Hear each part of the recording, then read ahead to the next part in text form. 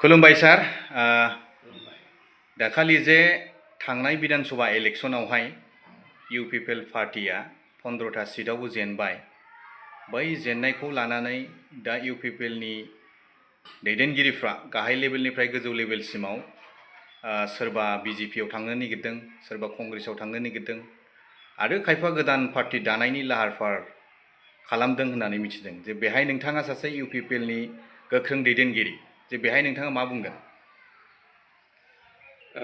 गिबिथारावनो समान भाई गासै नोंथांनि फेसबुक इउटिउबनि नायगिरिफोरनिसिम खुलुमनायखौ जासिदों बयखौबो खुलुमबाय नंगौ इउपिपिएल हान्जानि थाखाय इउपिपिएल पार्टिनि इउनाइटेड पिपल पार्टी लिबारेल दोलोनि दैदेनगिरि गोजौनि दैदेनगिरि गाहायनि दैदेनगिरि आरो सापर्टारफोरनि थाखाय बेयो मोनसे गोब्राब बोथोर सानाखैमोन इउपिपिएल दोलोआ सानाखैमोन इउपिपिएल पार्टिया 5 बोसोर खुंथायनि उनावनो जे बिदाय लानांगोन बिटिआर खुंथायनिफ्राय दा बावहाय साननाय हनायाव बांसिन गोब्राब जादों मोनसे बाथ्राया बेबो आसा आरो भरसा एसेबां गैयामोनब्लाबो मेजरिटी देरहायाखैमोन बै समाव थेवब्लाबो 12थायावनो इउपिपिएलआ बिजेपिनि अननायाव गभर्नमेन्टखौ दानो हादों थामहिनबा 5 बोसोर प्रमद बर' सारनि दैदेननायाव बिटिआर सरकारखौ बिथांमोना सालायदों जेननाय आरो देरहानायाव नैबे जिनिसखौ जोङो बुजिनांगौ आरो 1 नम्बर खोथाखौ आं बुंनो सानदों जों जेब्ला देरहायो अब्ला जों रंजायो नङा होमबा जों जेब्ला देरहायो अब्ला जों खुसि जायो गोजोननाय फैयो आरो बेबायदिनो 5 बोसोर बोसोरसे नङा बोसोरनै नङा बोसोरथाम नङा बोसोरब्रै नङा बोसोरबा खुंथायखौ खुंनोबो मोनदों दा बाथ्राया जाहैबाय इलेक्शन बिसायख'थिया जेननाय आरो देरहानाय मोननैबो थायो जेरै जों बल गेलेयोब्ला मालाबा देरहायो आरो मालाबा जेनो सब समय जेनो बेबो नङा एखमबा स्ट्राइट फरवार्ड जोङो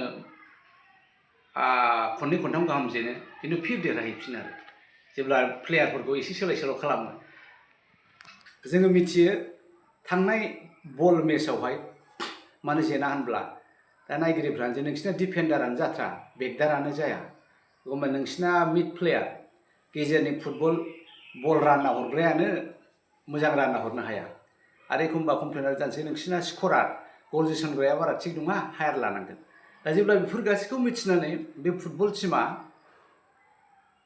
जोङो बे बारावहाय जोसनग्राखौबो मोजांखौ लाबाय आरो बेकदारखौबो मोजांखौ लाबाय आरो मिड प्लेयार गेजेराव गेलेग्रा बल राननानै होग्राखौ जों एखेबारे सुपारखौ मोनबाय बे बाराव जों देरहाखागोन ओमफ्राय बेबायदिनो मेच गोदान लालायबाय बहाबा एकबारैनो गथामाव देरहाबाय दा बे जेननायबो देरहानाय मोननैबो रिलेटेड दा बेखायनो पलिटिकेल पार्टी हान्जाब्लाबो जोङो बेखौ लानांगोन देरहानायखौ जों गोग्गानो रोङोब्ला देरहानायखौ जों रंजानो रोङोब्ला थामहिनबा देरहानायाव जोङो रंजानो रोङोब्ला जेननायखौबो आजावनानै लानो रोंनांगोन आरो बाथ्राया बेसो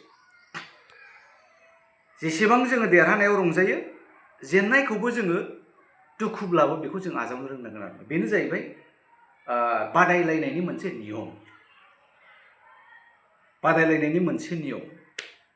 दा बेखाय आं बुंनो सानदों दिनै इउपिपिएल दोलोआ आंबो खोनादों गोबां एखे बागा नेता दैदेनगिरिफ्रा बिजेपिजों रायलायबाय थानायखौ खोनादों सोरबा सिरि कंग्रेसजों रायलायहैखुमाबाय आरो गोबां खायसेया गोदान पार्टिनिबो लाहार फाहार खालामदों दा आं बेखौल' होनो सानदों नोंथांमोनहा गाब्रायनो नाङा बिपिएफआ 5 बोसोर खुंथायनि उनाव बिजेपिजों एलायन्सथ' बिजेपिनि स्टाइल बिजेपिनि खुंथायनि नियमफ्रा जोंनि आनसलिक दोलोनि बायदि जाया बिथांमोनहा जाहैबाय नेशनेल पार्टी नेशनेल इन्टारेस्टआव आरो गावसिनि इन्टारेस्टआव बिथांमोनहा बिपिएफखौ ड्राइभ खालामगोन जे ओरै खालाम दा बावहाय बिथांमोना मा जागोन गोबां रोखोमनि रायजोफोर लुबैयै खामानिफोरखौ मावनो गोनां जागोन बेखौनो जोङो मा होनो एन्टि इनकाम्बेन्सिया बारा जागोन बे 5 बोसोराव आरो बेनि उनाव जोङो बिजेपि आरो बिपिएफनि बे दुरबलताखौ जोङो नायनानै गावनि पार्टिखौहाय बेकदारफ्रा थिग जायाखैब्ला जोसनग्राफ्रा थिग जायाखैब्ला मिड प्लेयारफ्रा थिग जायाखैबा गलकिपारा बारा मोजां नङाब्ला जों बेफोरखौ एसे नायै सोदिं खालामनानै जोङो पार्टिखौ गोरा खालामोबा फैगौ बिटिनि बिसायख'थियाव जोङो देरहागोन। आरोबाव एमपि 2029आवबो गोबां चान्सेस दङ। जोंहा दासिमाव 3 एमपि दङ आरो बे 3 एमपिया जुदि बिजेपिया जोंखौ जोगारखाबायब्ला बिजेपिया जोंखौ बिराद गिदिर अपमान खालामखाबायब्ला 15थायाव मोनसेबो देरहाहोआखिसै 15थायाव 15था बिथांमोनहा इभिएम हेकिं खालामनानै देरहाबाय थारैनोबा जोंखौ फेजेनबाय। दा बेखौ नुसेयाव जोङो जोंनि इउपिपिएलनि 3 एमपिया जों बिजेपिजों थानो दरखार गैया। जोङो इन्डिया एलायन्स महागठबन्धनजों जोङो ज' जायोब्ला फैबाय थानाय जे साउथ इन्डियानि पलिटिकेलनि मोनसे दोहौ जादों। जोंहा तामिलनाडुआव जसेफ बिजय तालापात्तीया देरहानाया बिराद गिदिर अल इन्डिया इभेनकि इन्टारनेसनेलि मोनसे रोखोमनि मेसेज थांदों जे बिजयआ गावनि माखासे पलिटिकेल निथि गावनि माखासे सैथोबादि निथि आदर्शजों बिथाङा जै खालामनो हादों। दा सारा इन्डियानि जायफ्रा बिजेपि नङा बयबो बरायदों आरो बयबो बिथांजों लोगोआव दङ। आरो फारसेथिं केरेलायावबो देग्लाय सिपिएमखौ फेजेननानै कंग्रेसआ गभर्नमेन्ट दादों आरो बेनिफ्राय जोंहा कर्नाटकआवबो जोंनि गभर्नमेन्ट दङ, तेलेंगानायावबो जोंनि गभर्नमेन्ट दङ। दा बे साउथ इन्डियानि जिबायदि जसेफ बिजयनि नेतृत्वआव जि दोहौआ फैबाय थादों बे दोहौखौ नायोब्ला जोङो 2029आव हयथ' एमपि इलेक्सनाव एबार बिजेपिया जेननो हागौ। दा बेखायनो जों एसेबो घाबरायनाङा, पार्टिखौ थिग खालाम। दा गायनाय फुनायनि बोथोर जोङो बाहाय रेडि खालाम। सानफ्रोमबो पलिटिक्सनि खोथाखौ दाबुं। जोंनि पार्टिफोरनि गेजेराव बिदा फंबाय सोरबा हाबा जानाय सोरबा सावरि बादालि बेबायदियाव जब्रा जन्थ्रखौ थाइसे थाइनै खांलायनानै जोङो मदद होनांगोन आरो बेबायदिनो पार्टिखौ जों गोब्राब बोथोराव बासायनानै लाखिनांगोन। अब्लानो इउपिपिएलआ रायजो राजानि अनसायनायखौ मोनफिनगोन आं सानो। दा जे सार नरेन्द्र मदिया प्राइम मिनिस्टारा दा जे बै थाव बारायनायखौ लानानै गारिफोरखौ खम सालायनो थिनगासिनो दं आरो गोबां नेताफ्रा लकडाउनबो जासिगोन होननाय बायदि खोनानो मोन्दों। जे बेहाय नोंथाङा मा बुंगोन? आंबो नायबाय थादों बेखौ। नरेन्द्र मदि बिथाङा गावबो बुंदों जे थाव पेट्रल डिजेल बाहायनायखौ खम खालाम। किरेन रिजिजु बिथाङाबो जोंनि नर्थ इस्टनि बिबानगिरि बिथाङा दायित्व गोनां बिथाङाबो होनदों मस्ट लाइकलि लकडाउनखौबो खालामनो हागौ होननानै बुंदों। दा लकडाउन खालामनायनि मेन खारना जाहैबाय पेट्रल आरो डिजेला एभेलेबेल नङाबा मार्केटआव रायजो राजानो रानसारना होनो हायाबा पाब्लिकनो होनो हायाब्ला दा बे रायजो राजायासो स्कुल कलेज अफिस आदालत खालामो नङा होमबा? दा बावहाय मास्टारफ्रा लेक्सारार प्रफेसारफ्रा बोरै थांगोन स्कुल खालामनोलाय? दा बेखायनो हयथ' अनलाइन स्कुल कलेज खालामनायनि पसिबिलिटिबो जानो हागौ। नायै बासि बबे बिफानखौ जोङो माने गारि मथरजों थाङाबालानो सालायनो हागोन बेफोरखौ नायै निस्सय पार्सियेलि बिथांमोनहा लकडाउन होनो हागौ, गासिखौबो एकबारैनो होआब्लाबो। दा जोंनि प्रब्लेमा लकडाउना जुदि जायोब्ला थावनि आंखालाव डिजेल पेट्रलनि आंखालाव जोंहा नै माइ गायनायनि बोथोर, गामि मोसौ हालुवा गैला, खावजाजोब्बाय। ट्रेक्टर नङाबानो उफाय गैया। दा बावहाय नोङो ट्रेक्टरा माजों खारगोन? पेट्रल आरो डिजेल मबिल गैयाबा।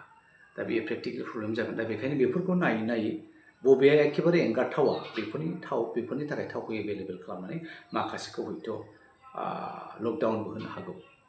आरो बिनि गुदि खारनानो जाहैबाय इरान, इजराइल आरो आमेरिकानि बे जुद्धआवहाय थावा जेबायदि बिबांनि भारतआ मोनबाय थायोमोन, जोङो बे थावखौ रेगुलार मोननो हाया।